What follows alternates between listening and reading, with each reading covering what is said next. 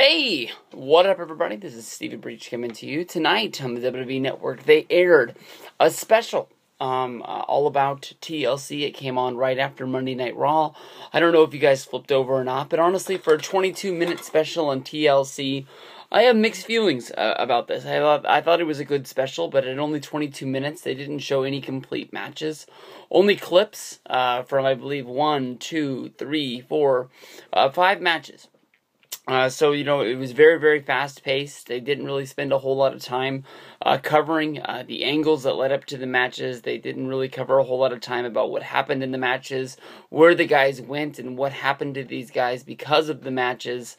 It was just sort of like a wham bam thank you ma'am. It was a very good commercial showing you how valuable the TLC brand is to the WWE Network, whether if they're just talking about the TLC pay-per-views or the TLC matches. They show you like how they've sort of put this together and just sort of becoming a magical match that has helped out a lot of guys to really create, their character and, to show how strong and how tough these guys are inside of the ring in order to go through all this. At the beginning of the match, in the beginning of the show, of course, this was hosted by Mick Foley. At the top of my head, I don't think Mick Foley's ever been in a TLC match. That's just me. I know that everybody thinks of him as a real big, extreme sort of wrestler guy, but it was explained later that it was his decision to create the TLC match due to a lot of problems that was going on between Edge and Christian, the Hardys, and the Dudleys. Back in the day, this would be involved around SummerSlam. I believe this would be SummerSlam 2000, I'm pretty sure. And they sort of explained that, the ladder match was created and it was brought into WWE. They always sort of go with the Shawn Michaels versus Razor Ramon WrestleMania 10 match was the first sort of ladder match, even though there was the Bret Hart versus Shawn Michaels one. This is probably a better trivia question for Jim Nye to figure out, but I think it was on Whack'em Sack'em. I'll ask him on Twitter, and if you follow both of us, you'll see the answer. But there was the Shawn Michaels versus Bret Hart ladder match, which I believe was filmed just for Coliseum Home Video, never shown on television. And this match was just for the VHS tape, and I believe it was in Portland. It might have been in Maine, but for some reason I'm thinking it was in Portland, Oregon. And of course they talk about tables being brought into wrestling by ECW, them really making them famous. They never really explained the chairs. I think the chairs has just sort of always gone hand in hand with wrestling, and it's always just sort of been a thing of the heel going out to the crowd, grabbing an extra chair that's laying around and just smashing it over the back of somebody just to take the advantage inside of the match. But SummerSlam. Definitely the TLC. I know a lot of people think about the TLC match at WrestleMania and the other matches that were involved with these guys, but this was the one where Mick Foley really created it. Edge and Christian of these three-way dances that TNA tried to sort of bring their company some life the last few months that they were really together. They couldn't get Edge and Christian, so they brought in, or I guess they didn't bring him in. It was in order to put them over. Was the Wolves, but Edge and Christian got the win here. Back in '99, 2000, maybe even 2001, WWE had an awesome tag team division. That was a really big part of Monday Night Raw and a really big part of SmackDown. These guys were the top of a tier, but also at this time you'd have teams like the New Age Outlaws. You would have the Acolytes. The Hollies, there was a ton of teams that were always running through there, and the tag team division was really something strong back then, not like today, when you basically got the Usos, you got Mizdow, and you got, the Dust Brothers, and the Matadors, and that's about all I can think of in the WWE tag team division. From there, they spun off, and they started talking about the year of 2006, Edge and Christian. They would have 2 tag team TLCs, but Edge would go on to have 4 singles ones. And, in 2006, Edge and Christian were trading, Edge and Cena were trading the WWE Championship back and forth, pay-per-view to pay-per-view. I don't think there was any title changes that happened on Monday Night Raw, but basically, just every pay-per-view that came along, these guys kept trading it back and forth. It was one hell of a rivalry.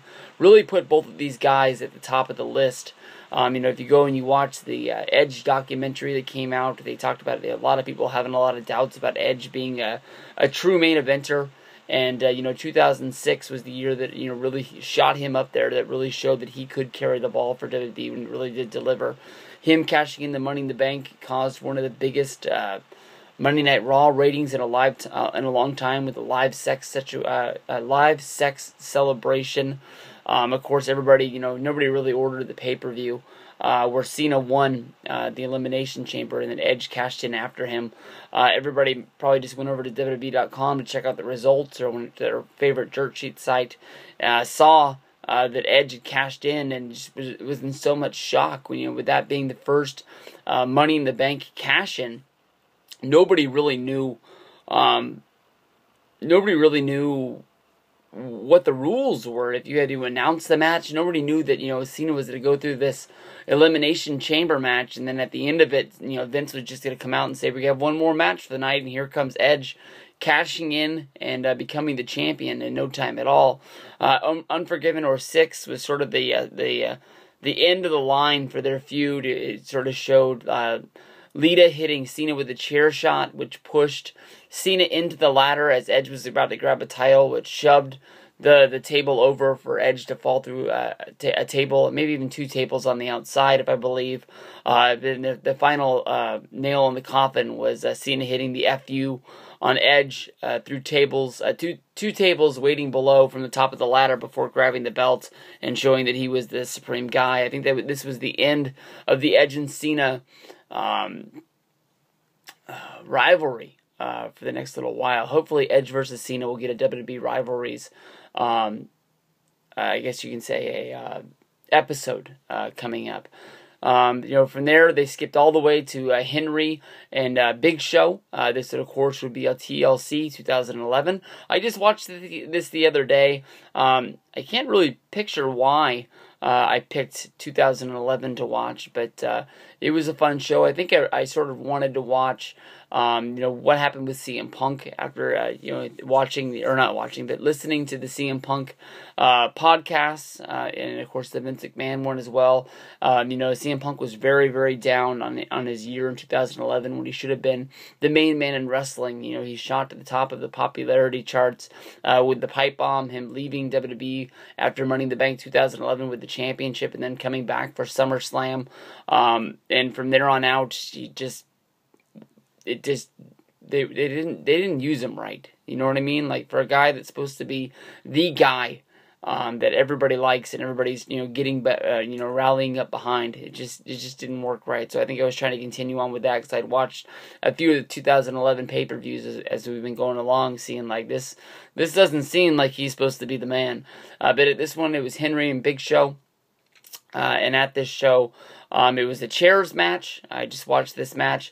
Big Show got the win, becoming the World Heavyweight Champion. It was a storyline building up that Big Show hadn't been champion in a very long time. As Big Show was able to, get the win over Henry, Henry rose from behind, and you could see him, lurking as Big Show sort of celebrated for the hard camera.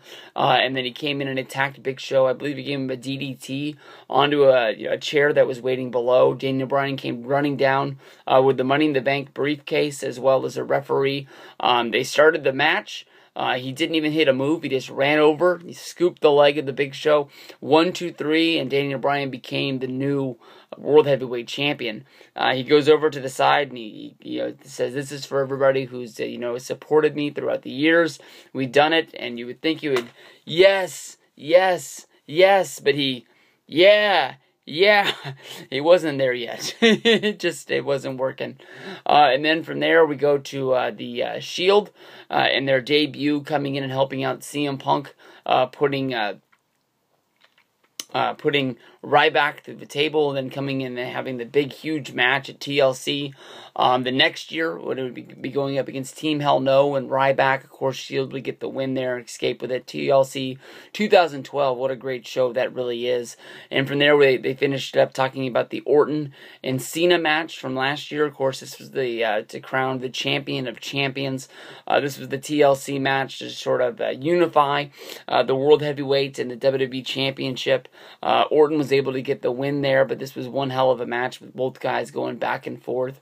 Of course, from there, the Authority would come down and celebrate with Orton, crowning him the champion, which would be sending him on to the Royal Rumble and then WrestleMania 30 as well, before dropping the belt to the Yes Movement and Daniel Bryan. I thought this was a good show. I thought this was a good special. Honestly, it almost was like a commercial. The only problem was the commercial was on the WWE Network. This isn't November. It's no longer free. So basically, they kept telling you to subscribe to the WWE Network for $9.99 a month. The only problem is that if you're seeing this, you're already subscribed to the WWE Network for $9.99. So I don't know where they were planning on putting this, if this was going to be an online WWE.com special that they just ended up putting on the network, or if it was going to be put on YouTube. I don't know. It seems like they're having a commercial for people that already have the network, much like when the network first came up and they were running commercials for the networks on the pay-per-views.